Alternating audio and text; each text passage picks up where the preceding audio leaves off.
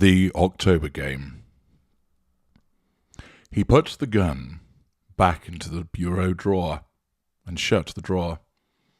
No, not that way. Louise wouldn't suffer that way. She would be dead, and it would be over, and she wouldn't suffer. It was very important that this thing have, above all, duration. Duration through imagination. How to prolong the suffering. How, first of all, to bring it about? Well, the man standing before the bedroom mirror carefully fitted his cufflinks together. He paused long enough to hear the children run by swiftly on the street below, outside this warm two-story house. Like so many grey mice, the children, like so many leaves. By the sound of the children, you knew the calendar day. By their screams, you knew what evening it was. You knew it was very late in the year. October. The last day of October, with white bone masks and cut pumpkins and the smell of dropped candle fat. No, things had not been right for some time. October didn't help any. If anything, it made things worse. He adjusted his black bow tie. If this were spring, he nodded slowly, quietly, emotionlessly at his image in the mirror, then there might be a chance. But tonight all the world was burning down into ruin. There was no green of spring, none of the freshness, none of the promise. There was a soft running in the hall. That's Marion, he told himself. My little one. All 8 quiet years of her. Never a word. Just her luminous grey eyes and her wondering little mouth.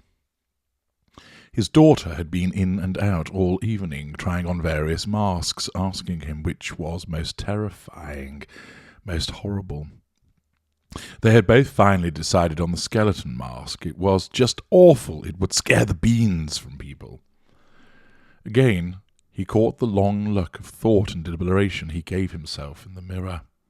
He had never liked October, ever since he first lay in the autumn leaves before his grandmother's house many years ago, and heard the wind, and saw the empty trees. It had made him cry without a reason. And a little of that sadness returned each year to him.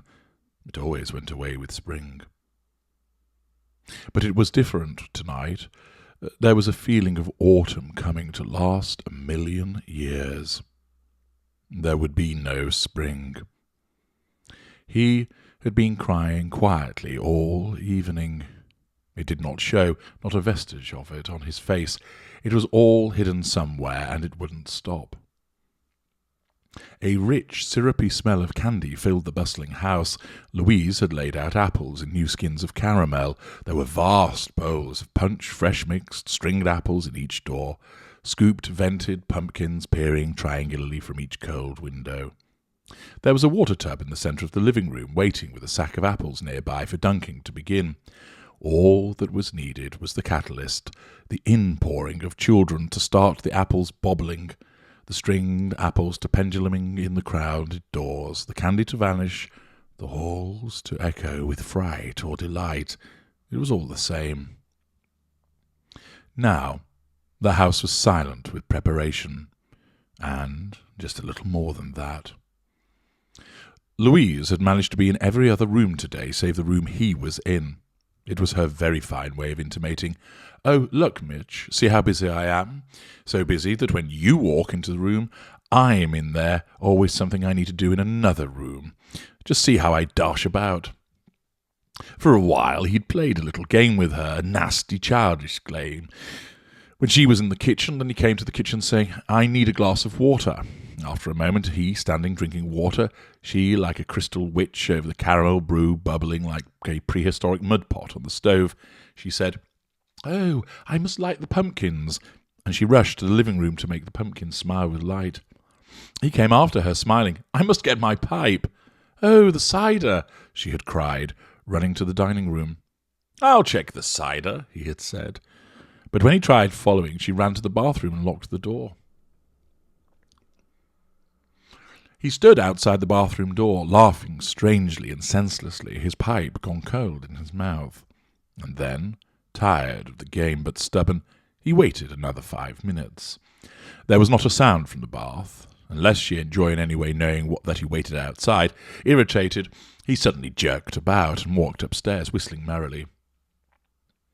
At the top of the stairs he had waited. Finally, he had heard the bathroom door unlatch, and she had come out, and life below stairs had resumed, as life in a jungle must resume once a terror has passed on away, and the antelope returned to their spring. Now, as he finished his bow tie and put on his dark coat, there was a mouse rustle in the hall. Marian appeared in the door, all skeletonous in her disguise. "How do I look, Papa?" "Fine." From under the mask, blonde hair showed. From the skull socket, small blue eyes smiled. He sighed. Marian and Louise, the two silent denouncers of his virility, his dark power. What alchemy had there been in Louise that took the dark of a dark man and bleached the dark brown eyes and black hair, and washed and bleached the ingrown baby, all during the period before birth, until the child was born? Marian, blonde, blue-eyed, ruddy-cheeked. Sometimes he suspected that Louise had conceived the child as an idea, completely asexual, an immaculate conception of contemptuous mind and cell. As a firm rebuke to him, she had produced a child in her own image, and to top it, she had somehow fixed the doctor. So he shook his head and said, "Sorry, Mr. Wilder. Your wife will never have another child. This is the last one." "And I wanted a boy," Mitch had said 8 years ago. He almost bent to take hold of Marian now in her skull mask. He felt an inexplicable rush of pity for her, because she had never had a father's love, only the crushing, holding love of a loveless mother. But most of all, he pitied himself, that somehow he had not made the most of a bad birth, enjoyed his daughter for herself, regardless of her not being dark and a son and like himself. Somewhere he had missed out. Other things being equal, he would have loved the child, but Louise hadn't wanted a child anyway in the first place. She had been frightened of the idea of birth. He had forced the child on her, and from that night, all through the year, until the agony of the birth itself, Louise had lived in another part of the house. She had expected to die with the forced child. It had been very easy for Louise to hate this husband who so wanted a son that he gave his only wife over to the mortuary. But Louise had lived, and in triumph. Her eyes, the day he came to the hospital, were cold. "I'm alive," they said, "and I have a blonde daughter. Just luck." And when he had put out a hand to touch, the mother had turned away to conspire with her new pink daughter child, away from that dark, forcing murderer. It had all been so beautifully ironic. His selfishness deserved it. But now it was October again. There had been other Octobers, and when he thought of the long winter, he had been filled with horror year after year, to think of the endless months mortared into the house by an insane fall of snow, trapped with a woman and child, neither of whom loved him, for months on end. During the 8 years there had been respites. In spring and summer you got out, walked, picnicked. These were desperate solutions to the desperate problem of a hated man. But in winter the hikes and picnics and escapes fell away with the leaves. Life, like a tree, stood empty. The fruit picked, the sap run to earth. Yes, you invited people in, but people were hard to get in winter with blizzards and all. Once he had been clever enough to save for a Florida trip. They had gone south. He had walked in the open. But now, the 8th winter coming, he knew things were finally at an end. He simply could not wear this one through. There was an acid walled off in him that slowly had eaten through tissue and bone over the years, and now, tonight, it would reach the wild explosive in him, and all would be over. There was a mad ringing of the bell below. In the hall, Louise went to see. Marion, without a word, ran down to greet the first arrivals. There were shouts and hilarity. He walked to the top of the stairs. Louise was below taking wraps. She was tall and slender and blonde to the point of whiteness, laughing down upon the new children. He hesitated. What was all this? The years, the boredom of living. Where had it gone wrong? Certainly not with the birth of the child alone, but it had been a symbol of all their tensions, he imagined. His jealousies and his business failures and all the rotten rest of it. Why didn't he just turn, pack a suitcase and leave? No. Not without hurting Louise as much as she had hurt him. It was simple as that. Divorce wouldn't hurt her at all. It would simply be an end to numb indecision. If he thought divorce would give her pleasure in any way, he would stay married the rest of his life to her for damned spite. No, he must hurt her. Figure some way perhaps to take Marion from her. Legally. Yes, that was it. That would hurt most of all, to take Marion away. Hello down there. He descended the stairs, beaming. Louise didn't look up. Hi, Mr. Wilder. The children shouted, waved as he came down. By 10 o'clock, the doorbell had stopped ringing. The apples were bitten from string doors. The pink child faces were wiped dry from the apple bobbling. Napkins were smeared with caramel and punch, and he, the husband, with pleasant efficiency, had taken over. He took the party right out of Louise's hands. He ran about, talking to the 20 children and the 12 parents who had come, and were happy with the special spiked cider he had fixed them. He supervised pin the tail on the donkey, spin the bottle, musical chairs, and all the rest, amid fits of shouting laughter. Then, in the triangular-eyed pumpkin shine, all house lights out, he cried, Hush, follow me, tiptoeing toward the cellar.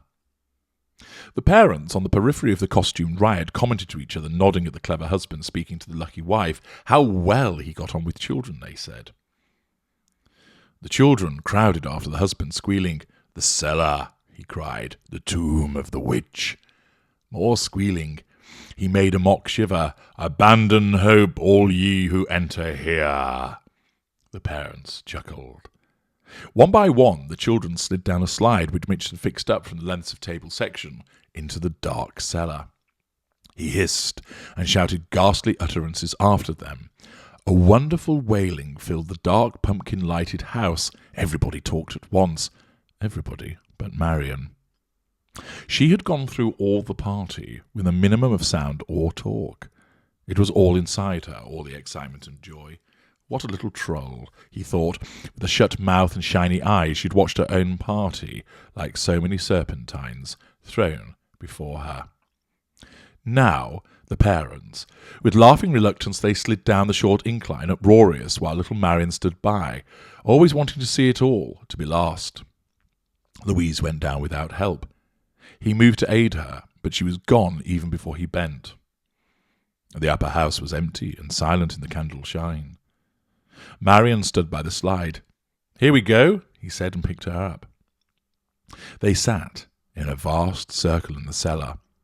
Warmth came from the distant bulk of the furnace. The chairs stood in a long line against each wall, 20 squealing children, 12 rustling relatives, alternately spaced, with Louise down at the far end, Mitch up at this end near the stairs. He peered, but saw nothing. They had all grouped to their chairs, catch as you can in the blackness. The entire programme from here on was to be enacted in the dark. He, as Mr. Interlocutor, there was a child scampering, a smell of damp cement, and the sound of the wind out in the October stars. Now, cried the husband in the dark cellar, quiet. Everybody settled. The room was black, not a light, not a shine, not a glint of an eye, a scraping of crockery, a metal rattle.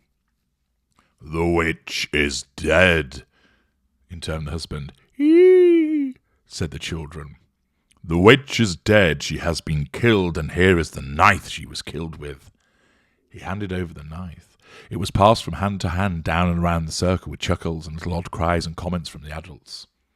The witch is dead, and this is her head, whispered the husband, and handed an item to the nearest person. "Oh, I know how this game is played," some child cried happily in the dark.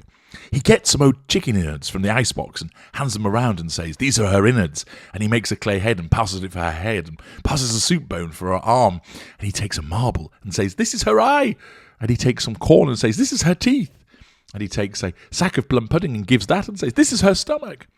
I know how this is played." "Shh, you'll spoil everything," some girl said. "The witch came to harm, and this is her arm," said Mitch. "Eee!" The items were passed and passed like hot potatoes around the circle. Some children screamed, some wouldn't touch them, some ran from their chairs to stand in the centre of the cellar until the grisly items had passed.